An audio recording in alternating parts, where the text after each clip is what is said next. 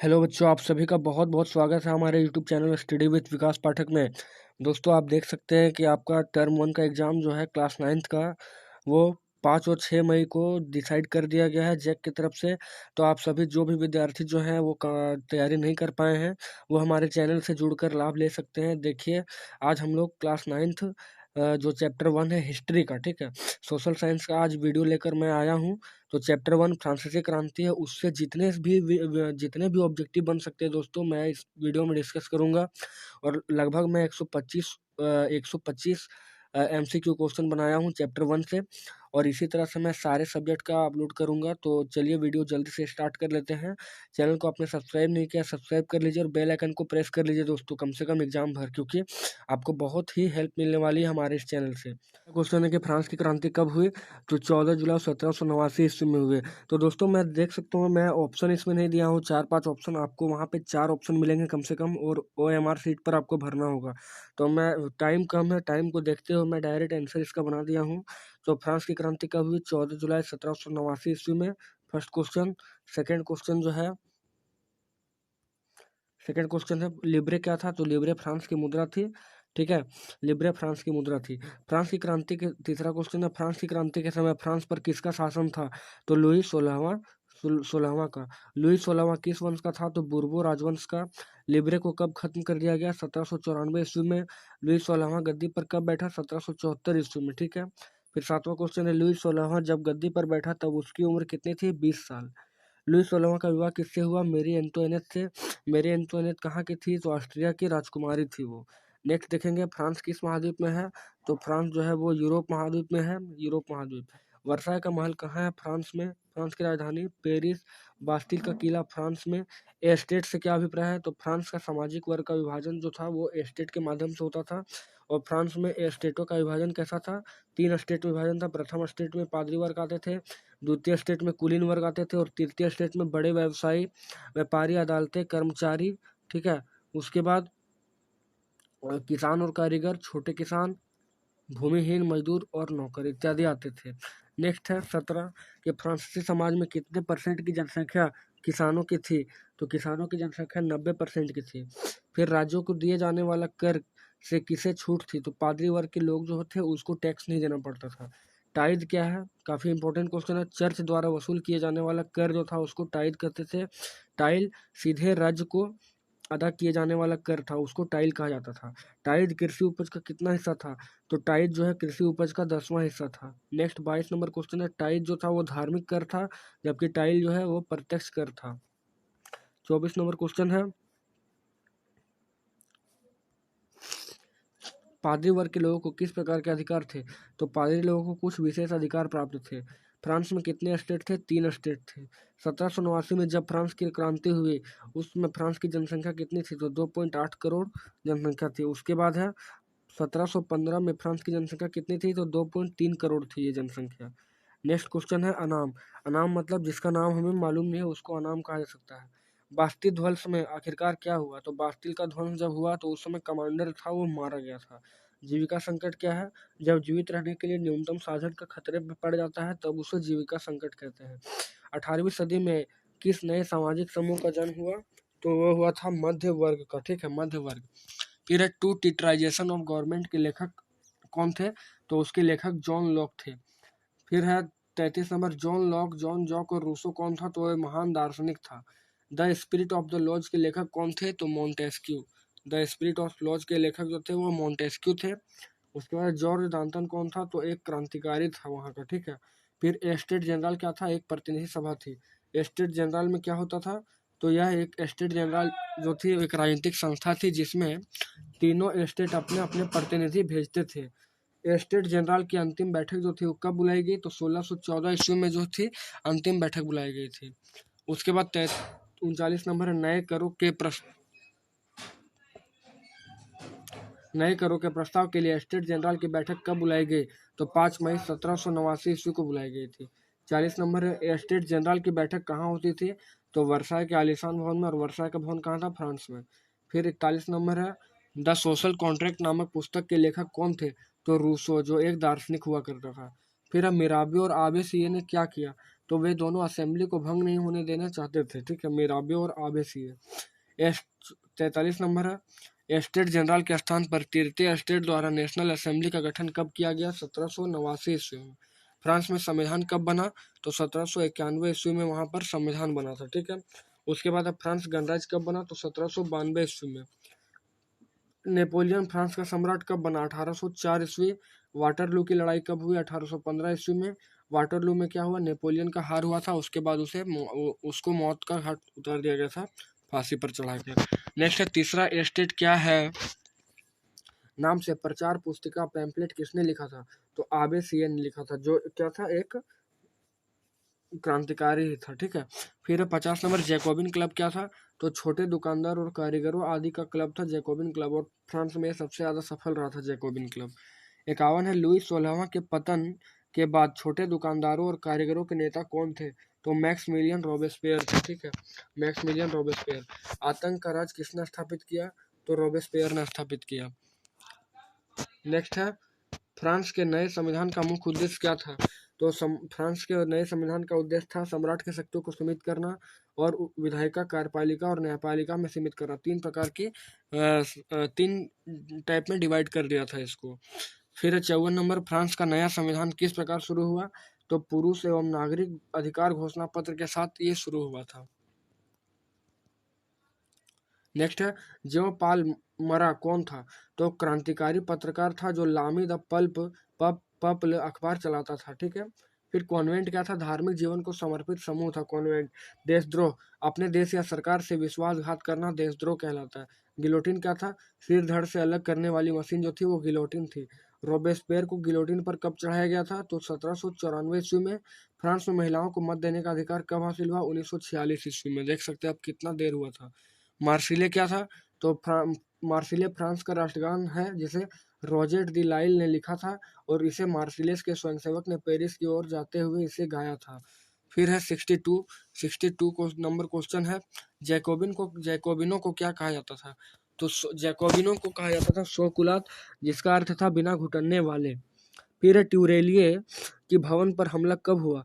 तो ट्यूरेलिये के भवन पर 10 अगस्त 1792 को खाद्य पदार्थों की महंगाई व अभाव के कारण हुआ था हमला, ठीक है। फिर 64, नए असेंबली को क्या नाम दिया गया? तो नए असेंबली को कॉन्वेंशन नाम दिया गया था। फिर अब फ्रांस में राजतंत्र का अंत कब हुआ? तो 21 सितंबर 1792 ईस्वी को फ्रांस में राजतंत्र का अंत हुआ था, ठीक है। गणतंत्र क्या है? तो जहाँ सरकार का चुनाव जो है जनता करती है उसे गणतंत्र कहा जाता है। नेक्स्ट है, लुई 16 को फांसी कब हुई? तो 21 जनवरी 1793 ईस्वी को फांसी हुआ था। रॉबेस्पेयर ने किस प्रकार की नीति अपनाई? तो रॉबेस्पेयर ने नियंत्रण एवं दंड की सख्त नीति अपनाई थी, ठीक है। गिलोटिन का आविष्कार कौन किया था? Doctor Guillotin. उसी के नाम पर गिलोटिन मशीन का नाम रखा गया। फिर गिलोटिन कैसा मशीन था?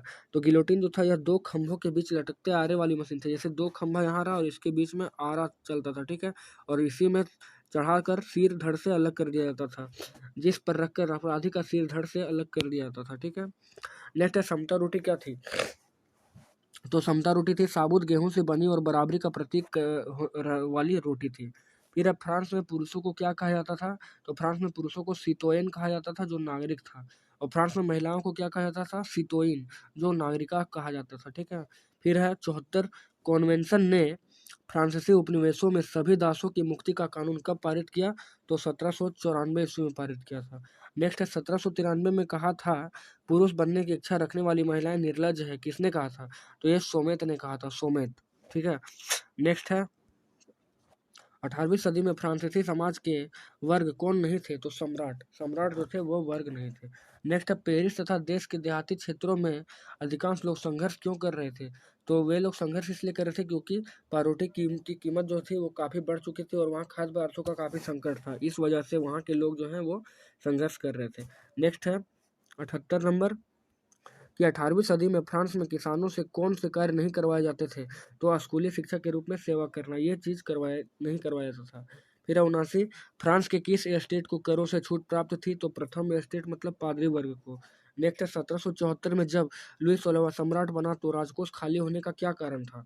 तो उसका राजकोष खाली होने का कारण था कि फ्रांस में लंबे समय से तक युद्ध चल रहा था पहले से ही, और फिर सरकार का शानो शौकत के लिए फिजूल खर्च करना था, ठीक है। नेक्स्ट है आधुनिक यूरोप का निर्माता जो है किसे कहा जाता था? तो आधुनिक यूरोप का निर्माता नेपोलियन को कहा जाता था। नेक्स्ट है, नेशनल असेंबली ने कब करों, कर्तव्यों और बंधनों वाली सामंती व्यवस्था के उन्मूलन का आदेश पारित किया? तो 1789 ईस्वी में। फिर है 83 नंबर कि फ्रांस का सबसे सफलतम क्रांतिकारी राजनीतिक क्लब कौन सा था? तो वो जैकोबिन क्लब था। ठीक है। फिर है लुई 16वां को किस आरोप में मौत की सजा सुनाई गई? तो राजद्रोह के आरोप में उसे मौत की सजा सुनाई गई थी।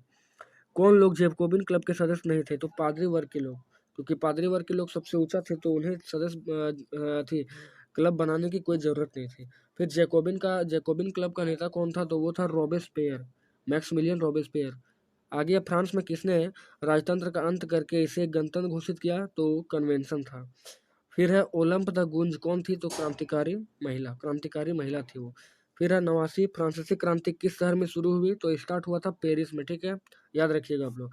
नेक्स्ट है 90 नेपोलियन बोनापार्ट कौन था? तो फ्रांस का सम्राट कहा जाता था नेपोलियन बोनापार्ट को। 91 नंबर क्वेश्चन है, टाउन हॉल के सामने कितने लोग इकट्ठे हुए जिन्होंने जल सेना को गठन करने का निर्णय लिया था? तो वो थे 7,000 लोग कम से कम। फिर मैनर क्या था? तो मैनर एस्टेट मैनर कहा जाता था। दास्ता जो थी वो कब खत्म हुई? तो 1848 ईस्वी में दास्ता को खत्म किया गया। नेक्स्ट है दशमलव पद्धति पर आधारित नाप तोल की एक समान प्रणाली का प्रचलन फ्रांस में किसने किया? तो वो नेपोलियन था। फिर अब फ्रांस में डायरेक्टरी का शासन कब समाप्त हुआ? तो 1799 ईस्वी में फ्रांस में डायरेक्टरी का शासन जो है वो समाप्त हुआ। फिर देख सकते हैं कि ये भी ऑब्जेक्टिव क्वेश्चन आपका बन सकता है कि टूटी हुई जंजीर किस चीज़ की प्रतीक थी? तो दासों को बांधने के लिए जंजीरों का प्रयोग होता था और टूटी हथकड़ी उनकी आज़ादी का प्रतीक था। जब हथकड़ी टूट जाता था तो वे आज़ाद हो जाते थे, यही उनका प्रतीक था। फिर नेक्स्ट है छड़ों का बर्छीदार गट्ठर। तो अकेली छड़ को आसानी से तोड़ा जा सकता था पर पूरे गट्ठर को नहीं, यह एकता का प्रतीक था। ये जो है वो एकता का प्रतीक था। फिर त्रिभुज के अंदर रोशनी बिखेरता आंख, ये किस चीज का प्रतीक था? तो यह था सर्वदर्शी आंख, ज्ञान का प्रतीक, मतलब सूर्य की किरणें अज्ञान रूपी अंधेरों को मिटा देगी, ये चीज था। फिर है नेक्स्ट राजदंड। तो राजदंड जो है वो शाही सत्ता का प्रतीक था, शाही सत्ता का प्रतीक था राजदंड। फिर है अपनी पूछ मुंह में लिए सांप। तो यह था समानता का प्रतीक, अंगूठी का कोई और छोर नहीं होता है, ये चीज था। नेक्स्ट है लाल फ्राइजियन टोपी। तो ये दासों द्वारा स्वतंत्र होने के बाद पहनाई जाने वाली टोपी थी। फिर है नीला सफेद लाल। तो फ्रांस के राष्ट्रीय रंग थे नीला सफेद और लाल, नीला सफेद लाल। ठीक है। नेक्स्ट है डेनो वाली स्त्री। तो कानून का मानवीय रूप था डेनो वाली स्त्री। फिर है विधिपट। तो ये है विधिपट आपका, और कानून सबके लिए समान है, उसकी नज़र में सब बराबर है। ये नेक्स्ट है स्वतंत्रता, समानता और भाईचारे की नारा जो है किसने दी? तो फ्रांस के राजतंत्रियों ने ये नारा दिया था। फिर है बास्तिल जेल का पतन कब हुआ? तो 14 जुलाई 1789 ईस्वी को। फ्रांस का राष्ट्रीय दिवस कब मनाया जाता है? 14 जुलाई को। नेक्स्ट है 99 मैं ही राज हूँ और मेरे ही शब्द कानून है, यह कथन किसका था? तो लुई 14वां का था। लुई 14वां ने फ्रांस की राजधानी किसे घोषित किया? तो वर्साय को किया था। नेक्स्ट है वर्साय के शीश महल का निर्माण किसने करवाया? तो लुई 14वां ने करवाया था। विधि की आत्मा किसकी रचना है? विधि की आत्मा तो वो थी मोंटेस्क्यू की। फिर letters of English on English, ये रचना किसकी थी? तो वोल्टेयर की थी। वोल्टेयर किसका विरोधी था? तो चर्च का विरोधी था। नेक्स्ट है सोच चूहे की अपेक्षा एक सिंह का शासन उत्तम है, यह कथन किसका है? तो वोल्टेयर का। नेक्स्ट है सामाजिक संविदा किसकी रचना है? तो वो है रूसो की। नेक्स्ट है रूसो फ्रांस में किस शासन पद्धति का समर्थन करता था? तो लोकतंत्र पद्धति का वो समर्थन करता था। नेक्स्ट क्वेश्चन है मापतोल की दशमलव प्रणाली किसकी देन है? तो फ्रांस की। वोल्टेयर पेशे से क्या था? एक लेखक था वोल्टेयर। फिर है दास प्रथा का अंतिम रूप से उन्मूलन कब किया गया? 1848 ईस्वी में, जो दास्ता का अंत किया गया था। फिर है नेपोलियन बोनापार्ट का जन्म कब हुआ? तो 15 अगस्त 1769 ईस्वी में। नेपोलियन के पिता का नाम तो क्या था? कार्लो बोनापार्ट था। फिर है पहली बार नेपोलियन कौंसल कब बना? तो 1799 ईस्वी में। जीवन भर के लिए नेपोलियन कौंसल कब बना? 1802 ईस्वी में। ठीक है। उसके बाद नेपोलियन के पहली पत्नी का नाम क्या था? जोजेफाइन था। बैंक ऑफ फ्रांस की स्थापना कब हुई? 1800 ईस्वी में। बैंक ऑफ फ्रांस की स्थापना किसने की? नेपोलियन बोनापार्ट ने। नेक्स्ट है ट्राफलगर का युद्ध कब हुआ? 21 अक्टूबर 1805 ईस्वी को। जब इंग्लैंड और नेपोलियन के बीच युद्ध हुआ था उस युद्ध को ट्राफलगर का युद्ध कहा जाता है। नेक्स्ट, इंग्लैंड को बनिए का देश किसने कहा? तो नेपोलियन ने। नेपोलियन द्वारा तैयार किए गए कानून के संग्रह को क्या कहा जाता था? नेपोलियन कोड कहा जाता था। नेक्स्ट है लिटिल कारपोल किसे कहा जाता था? तो नेपोलियन को। उसके बाद नेपोलियन अपने जीवन के अंतिम युद्ध कब लड़ा? 1815 ईस्वी में। वाटरलू का युद्ध किसके किसके बीच हुआ? तो यूरोपीय देश और नेपोलियन के बीच हुआ था। फिर नेपोलियन की मृत्यु कब हुई? 1821 ईस्वी में। और नेपोलियन की मृत्यु किस टापू पर हुई थी? सेंट हेलेना के टापू पर। तो आई होप कि आपको ये वीडियो बहुत अच्छा लगा होगा, बहुत मेहनत लगा दोस्तों वीडियो बनाने में, तो आप लोग लाइक ज़रूर करिएगा और चैनल को सब्सक्राइब करके जाइए ताकि आपको ऑब्जेक्टिव से रिलेटेड सारी तरह की जानकारी सभी सब्जेक्ट की इसमें मिल सकेगी आपको। तो आज के इस वीडियो में हम लोग चैप्टर 1 हिस्ट्री का फ्रांसीसी क्रांति जो है फ्रेंच रिवॉल्यूशन, उससे रिलेटेड हमने 125 ऑब्जेक्टिव सवालों को डिस्कस किया आप लोगों के सामने। और मैं दावा कर सकता हूँ कि इस एग्जाम में इससे बाहर इस चैप्टर से कोई क्वेश्चन नहीं आएगा। और आप लोग चैनल को सब्सक्राइब कीजिए क्योंकि मैं सारे चैप्टर को इसी तरह से लगभग 100, 125, 30 ऐसे करके सारे क्वेश्चन को मैं पूरा जी तोड़ मेहनत से और पूरे डीपली बनाऊंगा ताकि आप सभी को ऑब्जेक्टिव एग्जाम में कोई दिक्कत ना हो टर्म 1 में। तो आशा करता हूँ आप लोग मेहनत करेंगे। तो चलिए मिलते हैं आपसे एक नेक्स्ट वीडियो जो धमाकेदार वीडियो होने वाली है। तब तक के लिए जय हिंद, जय भारत, अपना ख्याल रखिए और तैयारी पूरा जबरदस्त करिए और क्लास 9 का टर्म 1 का एग्जाम को फोड़ दीजिए।